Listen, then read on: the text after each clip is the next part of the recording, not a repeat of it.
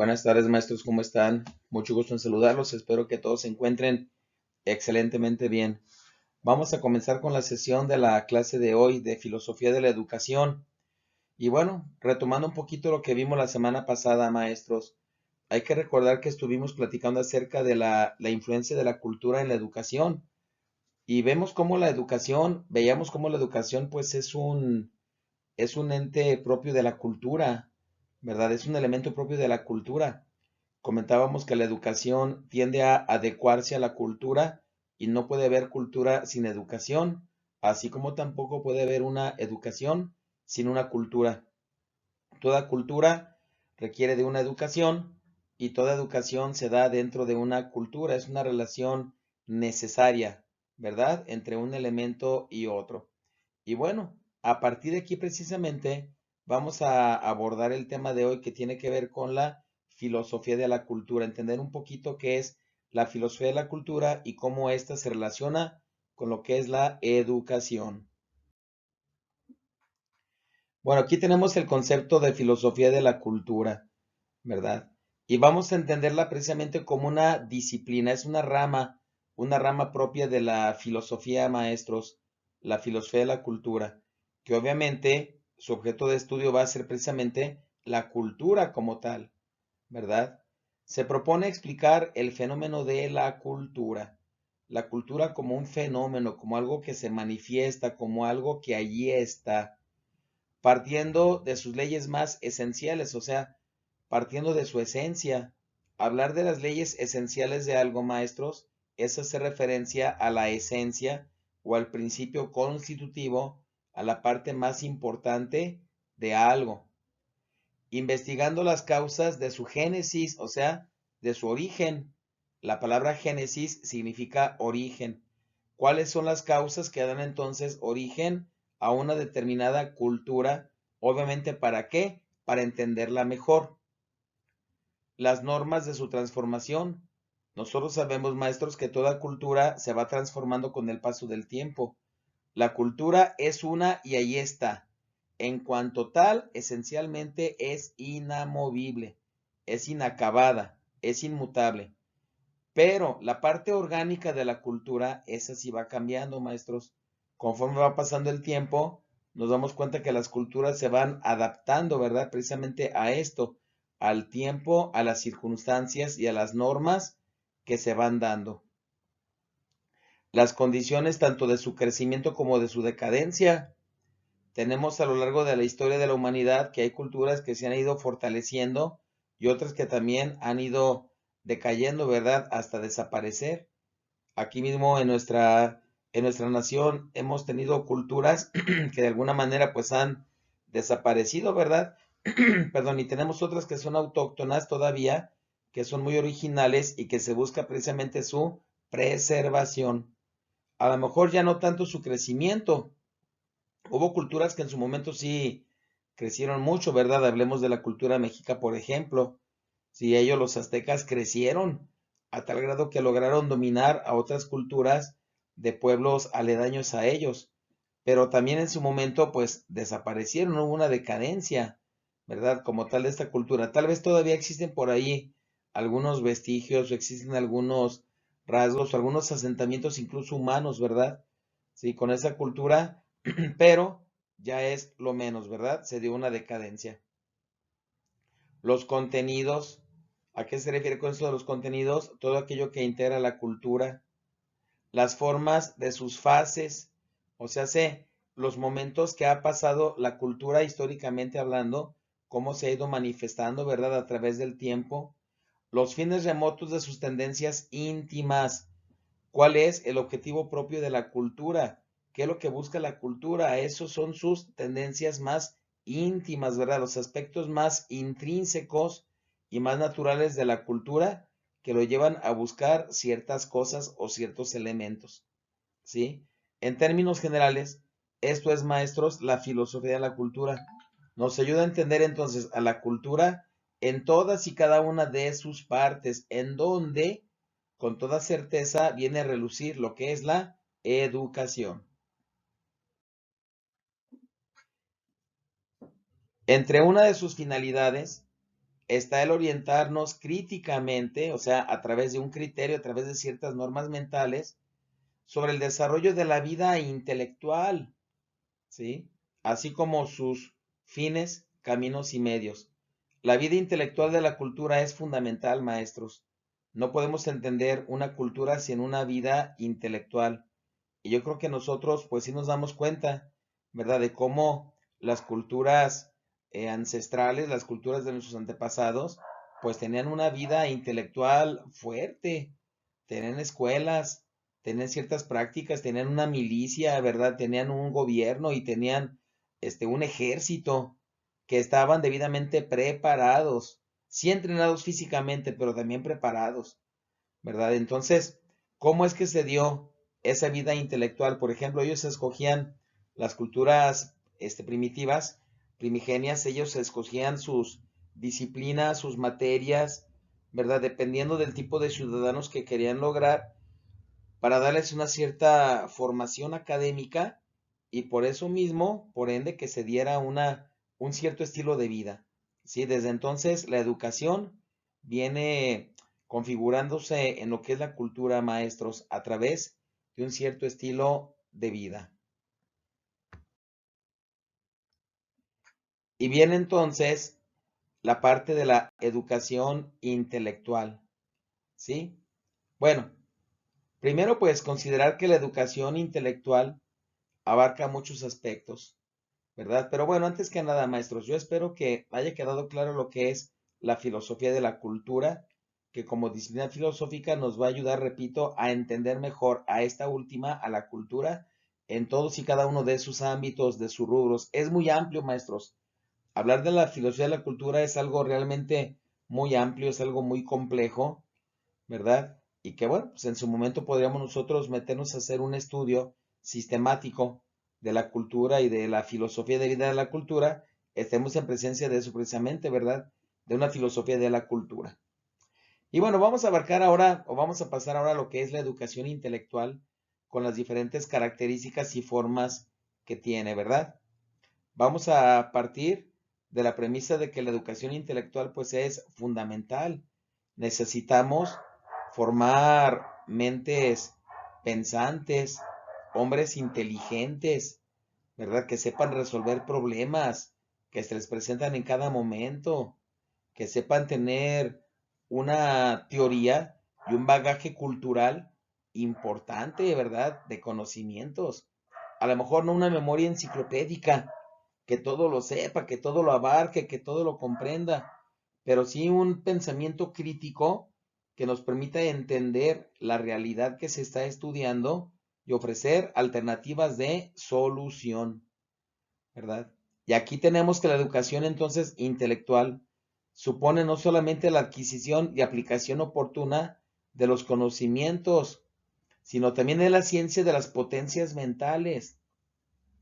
A ver, maestros, cuando hablamos de potencias mentales se refiere a las capacidades intelectuales que tenemos todas las personas, ¿sí? Entonces, educación intelectual sí es lo que nosotros aprendemos, conocemos y cómo lo aplicamos, pero también es la capacidad que tenemos de aprender, de conocer y de aplicar ese conocimiento, ¿verdad? ¿Qué tanto nosotros realmente tenemos la capacidad de adquirir ciertos conocimientos? Eso significa el ejercicio del intelecto en la formación de las ideas, juicios y raciocinios, que recordemos que son elementos propios de la lógica, ¿sí? La idea, el juicio, el raciocinio. El dominio de la atención, la memoria racional o lógica, la imaginación constructiva, que son elementos maestros que nosotros debemos de fomentar dentro de la educación intelectual, filosóficamente hablando. Por ejemplo, la parte de la atención. A ver, nosotros en la actualidad, maestros, ¿qué es lo que tenemos? Si nos fijamos, alumnos distraídos, muchachos distraídos, que están nada más en el teléfono, que están pensando en la novia, que ya están pensando en tal y cual cosa y a veces está muy dañina, muy perjudicial, ¿sí? Tenemos que llamar la atención de los alumnos y tenemos que enseñarlos a formar su atención como tal. La memoria racional. Miren, maestros, La memoria es algo bueno. La memoria no hay que verlo como algo malo, como algo negativo, como algo anticuado, como algo del pasado. Es una facultad propia de la mente, del intelecto, la memoria, la capacidad de recordar acontecimientos y conocimientos del pasado, maestros. Y es importante, repito, que nosotros aprendamos a utilizar adecuadamente nuestra memoria. Claro está, lo importante no es tanto memorizar solamente por memorizar, sino entender aquello que hemos memorizado, ¿verdad? Porque realmente es significativo, porque lo necesitamos, ¿verdad? Y que se quede en esa memoria el mayor tiempo posible, una memoria a largo plazo. Hay memoria a corto plazo, ¿verdad? La memoria a corto plazo, recordemos, es aquella que pronto se extingue, se acaba lo que hemos aprendido, lo que depositamos en ella. Una memoria a largo plazo es aquella que se queda para siempre con nosotros. Pero ¿de qué depende? De la significatividad que le demos a aquello que nos estamos memorizando. La importancia que tiene aquello que nos estamos memorizando. ¿Sí? Y bueno, la imaginación constructiva, que tiene que ver en este caso con la innovación, maestros. Imaginar positivamente, constructivamente. Vemos cómo en la actualidad los muchachos tristemente tienen una imaginación pero negativa, porque nomás andan ideando y pensando cómo hacer travesuras y qué diabluras van a hacer, ¿verdad? No, tiene que ser una imaginación constructiva, una imaginación positiva, que como su nombre lo indica, nos lleve a construir, ¿verdad? Y bueno, en primera instancia, eso implica una educación intelectual, ¿sí? Que no es solamente la adquisición y aplicación de conocimientos, sino ya todo lo que dijimos en este pequeño apartado. Ahora, esta educación intelectual supone un doble proceso, tanto individual como social. El individual tiene que ver con el individuo, tiene que ver con cada persona y tiene que ver con el interés, ¿verdad? Que tiene cada persona como tal. La actividad que lleva a cabo el sujeto, ¿verdad? Pues para aprender, para hacer uso de sus fuerzas mentales, ¿verdad? Aquí nosotros tal vez podemos hacer con nuestros alumnos no sé, un sondeo, ¿verdad? Si es que estudian, cómo estudian, qué es lo que hacen para estudiar, ¿verdad? ¿Cuánto tiempo dedican a estudiar? Ah, bueno, pues esa es la parte individual, maestros, de la educación, ¿verdad? En este caso del proceso del aprendizaje como tal, la parte individual, ¿sí? La parte social es la otra, en cuanto que el contenido de esta educación lo proporciona la sociedad por medio de los bienes culturales elaborados por ella. Y entra otra vez el aspecto cultural porque se da dentro de la sociedad, maestros. Lo social entonces tiene que ver con todos aquellos elementos que nos brinda la misma sociedad, que nos brinda la misma cultura para entender un determinado proceso. Por ejemplo, ahorita que acaba de pasar Día de Muertos, todavía lo traemos, ¿verdad? A flor de piel, el Día de Muertos. Bueno, pues el aprendizaje, por ejemplo, social y cultural de los elementos propios de esta cultura, ¿verdad? Son elementos, repito, tanto individuales como sociales, ¿sí? Bueno, espero que vaya quedando claro todo esto, maestros. En toda actividad educativa juega un papel muy importante el aprendizaje, ¿sí? Él se realiza la transformación, no solo la conducta, sino de toda la persona. Vamos, el aprendizaje implica una transformación, maestros, una transformación de la persona, una transformación también del medio en el cual nos encontremos, ¿sí? Entonces, es importante el aprendizaje, maestros, como proceso y como resultado. La formación intelectual debe encaminarse a cultivar al educando, no solo en las ciencias, sino también en las humanidades. Sí, está bien que el alumno tenga conocimientos reales, conocimientos sólidos de aquella disciplina que está estudiando, maestros, pero también es importante el considerando de las humanidades, el considerando de la persona como ser humano. Por eso mismo, debe dirigir a despertar la creatividad en todos los sentidos y a formar un espíritu crítico y de investigación con un sentido de objetividad. La creatividad, como su nombre lo indica, va a ayudar al educando a generar nuevos conocimientos, a crear nuevas cosas, ¿verdad? Y nuevos estilos de aprendizaje, nuevos ambientes de aprendizaje, nuevos objetos de aprendizaje, nuevas formas de aprendizaje. A veces no es solamente la manera que tiene el maestro de enseñar, es la forma que tiene el alumno de aprender, ¿verdad? Y a veces eso es más importante que la forma que el maestro tiene de enseñar, maestros, ¿sí? A formar un espíritu crítico, que el alumno, ya lo comentamos, que no acepte como válido todo aquello que nosotros le decimos y lo comentamos, sino que se ponga a cuestionarlo y a trabajarlo realmente. Y la investigación no se diga, el alumno tiene que investigar, tiene que leer, tiene que buscar, ¿sí? Ojalá y lo hiciera todavía en libros, ojalá, pero pues ya ahorita el alumno, ¿qué es lo que hace? Prende la computadora, ¿verdad? Y al internet, lo que se encuentra en el internet, y no está mal, pero no está del todo bien, ¿verdad? Porque no tiene la certeza de que en el internet venga la información verídica y real, como viene realmente, valga la redundancia, como viene en los libros de texto, los libros de historia, los libros de civismo, de español, de matemáticas, ¿verdad? Qué bonita era la época en la cual íbamos a la biblioteca a estudiar, íbamos a investigar realmente, ¿verdad? Y bueno, todo esto se dice que sea con un sentido lo más objetivo posible. ¿A qué se refiere con esto? Que esté acorde a la realidad. ¿Cuál es la meta? Formar a un hombre culto, un ser humano culto, ¿sí? Es aquel que tiene un espíritu abierto y libre, que no está encadenado a un solo conocimiento, no. Tiene un aspecto abierto y libre, que comprende las ideas y creencias de los demás. Eso es bien importante, maestros. Dentro del aprendizaje, que los alumnos realmente comprendan las ideas y las creencias de los otros compañeros, ¿verdad? Porque muchas de las veces no se da. ¿Cuántas de las ocasiones se da el caso que el alumno levanta la mano para participar, valga la repetición, participa y el grupo se burla, se ríe? ¿Y qué pasa entonces con el alumno? Pues ya no le quedan ganas.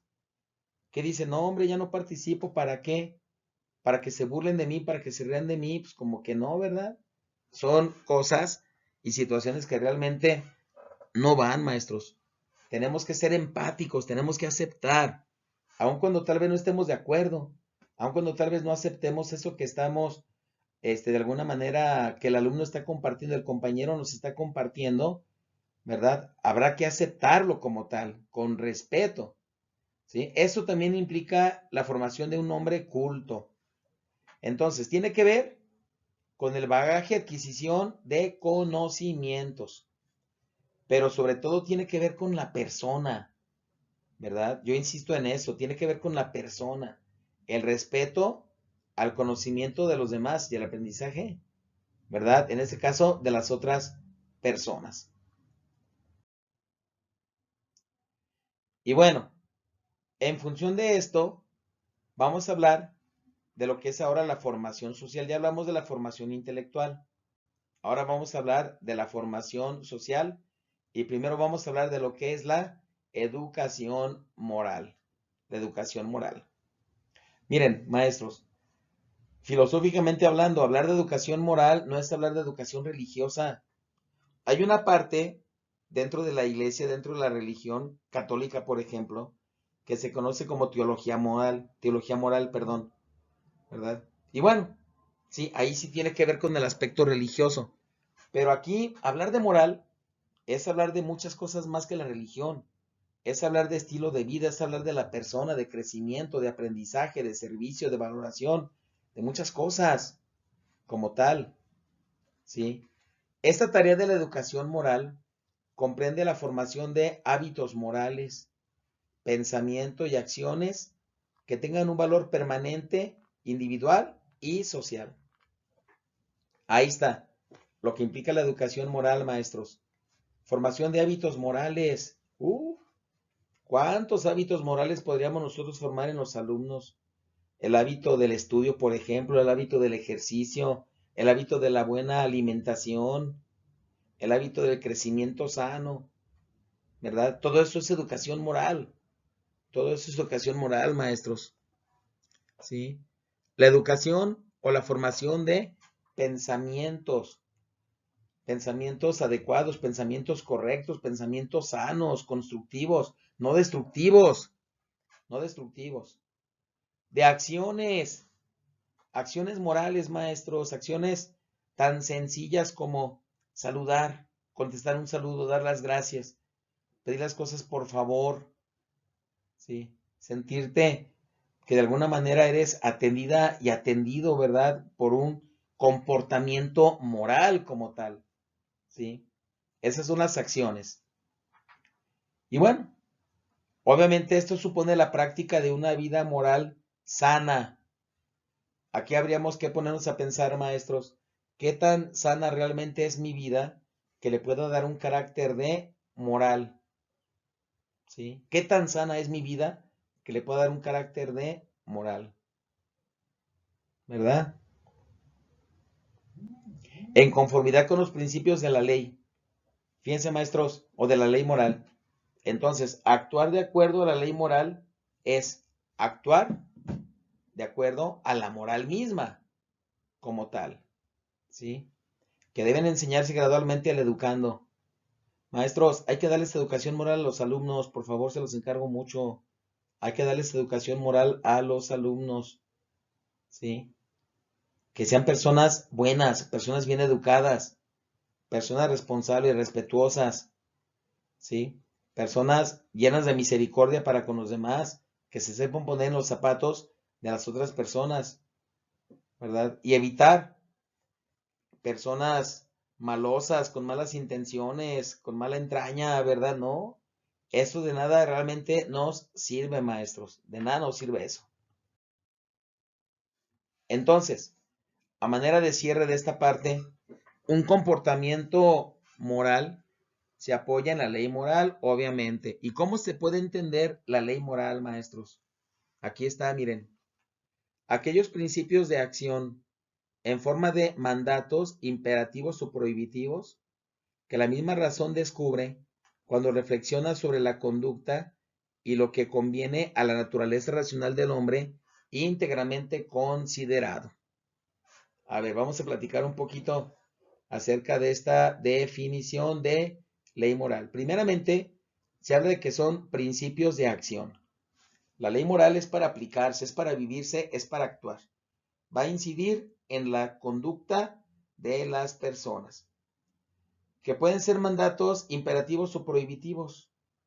Un mandato imperativo, pues es eso precisamente, no es una orden que se da, que se tiene que cumplir, ¿verdad? Ya sea positivamente, como lo dice aquí, imperativamente, cuando se dice, por ejemplo, honra a tu padre y a tu madre, trabaja, estudia, haz la tarea, ¿verdad? Guarda silencio, ¿verdad? Es un mandato imperativo o prohibitivo.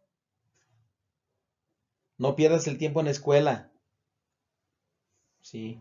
No te eches la pinta con tus alumnos, con tus compañeros de clase, ¿sí? Ahí está ya prohibitivo, ¿verdad? No comas cosas chatarras, ni cosas que te hagan daño, ¿verdad? O sea, ahí está prohibitivo como tal.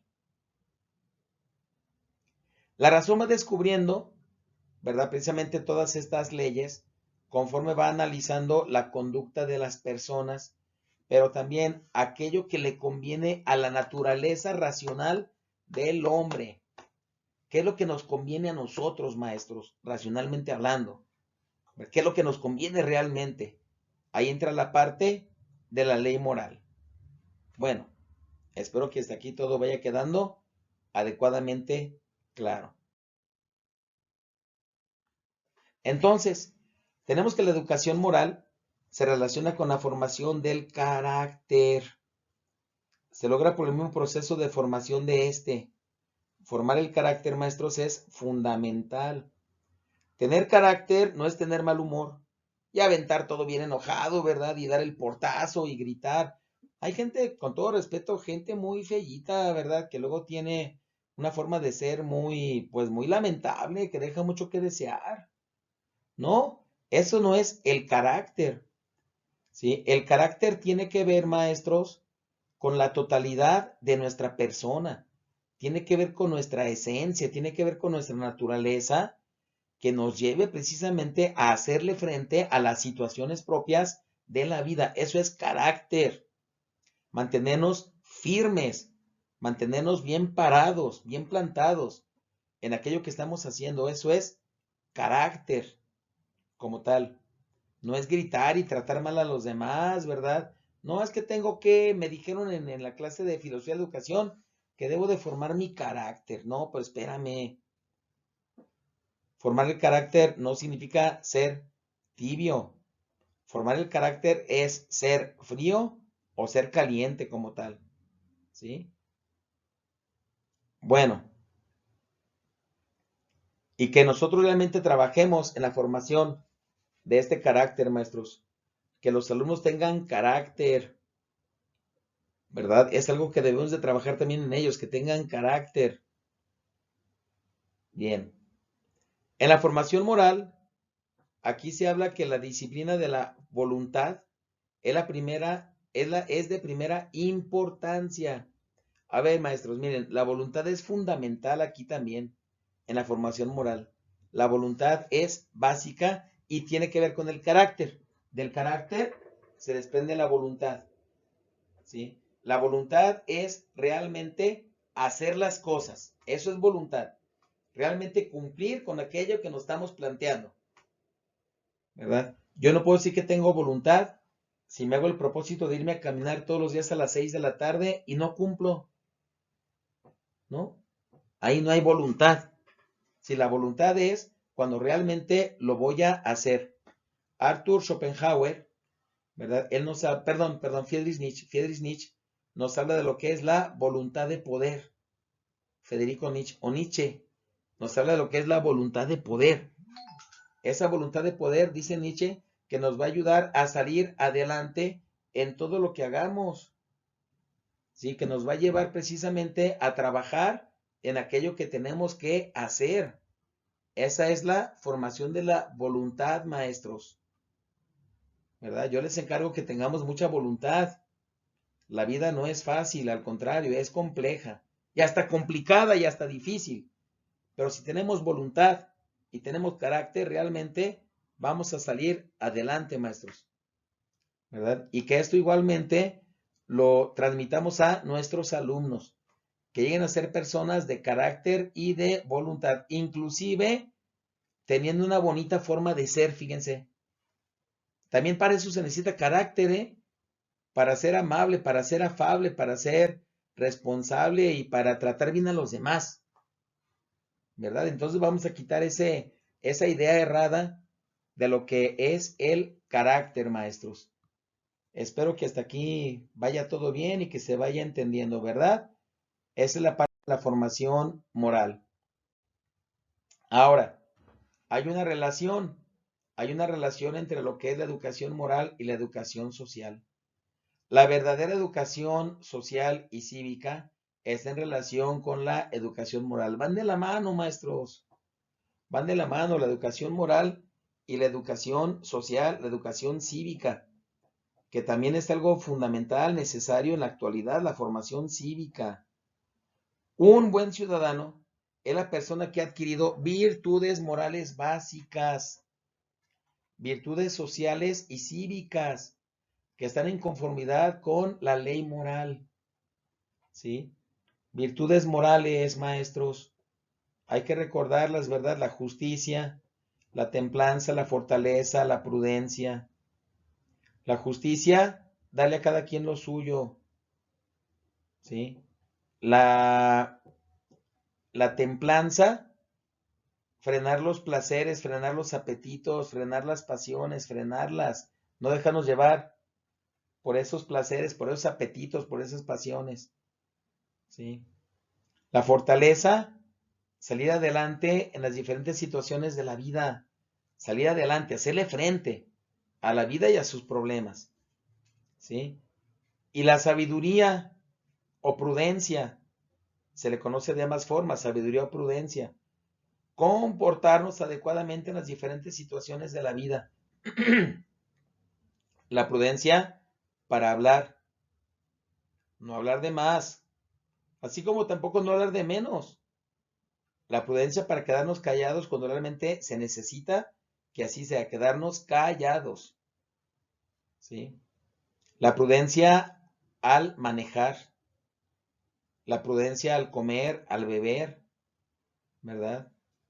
Porque pues todo eso nos va ayudando también como personas y son virtudes, virtudes morales y virtudes cardinales que tenemos. Virtudes cívicas, bueno, pues el que seamos obviamente para empezar buenos ciudadanos, que tengamos respeto para las personas, para las instituciones, para los símbolos patrios. Es muy lamentable, maestros, yo lo veo con los alumnos de educación media superior, cuando hacen honores a la bandera, no saben lo que es saludar a la bandera, no saben lo que es el lábaro patrio, no cantan el himno nacional, ¿verdad? No valoran el escudo. Tenemos la bandera más hermosa del mundo y tenemos el himno nacional que es el segundo más hermoso del mundo también y no los valoramos. Virtudes sociales o cívicas, tan sencillo como responder el saludo y saludar o saludar y responder el saludo. Virtudes sencillas, virtudes cívicas, pedir las cosas por favor, dar las gracias, tener la caballerosidad, ceder el lugar, ceder el espacio. Nos falta mucho la cortesía o caballerosidad para los hombres, pues, ¿verdad? Pero cortesía para todos. Nos falta mucho, maestros, la cortesía, ¿verdad? Vemos que una persona necesita cambiar de carril, nos prende la direccional, hasta le aceleramos para que no pase. Vamos en el transporte público y vemos que una persona, una mujer, ¿verdad? Independientemente de la edad, pues digo, la caballerosidad. Va parada, no, ¿por qué le voy a ceder mi lugar? Yo no, hay que se vaya parada. O gente que irresponsablemente se estaciona en los lugares que están destinados para personas discapacitadas, o se sienta en el lugar de las personas con necesidades especiales, ¿verdad? Etcétera, etcétera, etcétera. Podríamos llevarnos todo el día hablando de esto, ¿verdad? De esas virtudes sociales, virtudes cívicas que realmente necesitamos en la actualidad, maestros. Ojalá y de verdad que nosotros seamos promotores de esas virtudes sociales y de esas virtudes cívicas. Aquí están precisamente, miren, algunas de estas. Honestidad, justicia, fidelidad. A ver, miren, por ejemplo, bueno, a ver, las mencionamos todas. Patriotismo, devoción a los ideales. Deben de basarse en los principios inmutables aprobados por la ley moral. Bueno, miren, pues estas virtudes ahí están, nosotros sabemos en qué consisten, ¿verdad? Sí, la honestidad tiene que ver con la transparencia de la persona, en sus acciones, en sus palabras. La persona honesta lleva la verdad en su palabra y en sus acciones. La justicia, les comentaba, darle a cada quien lo que le corresponde, lo que es suyo.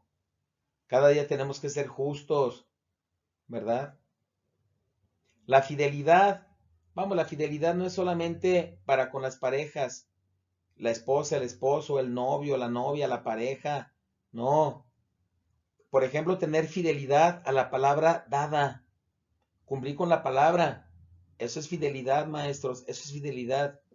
Si tú te comprometes con un trabajo, pues órale, fidelidad, voy a estar ahí, voy a cumplir y voy a trabajar, ¿verdad? Eso es fidelidad.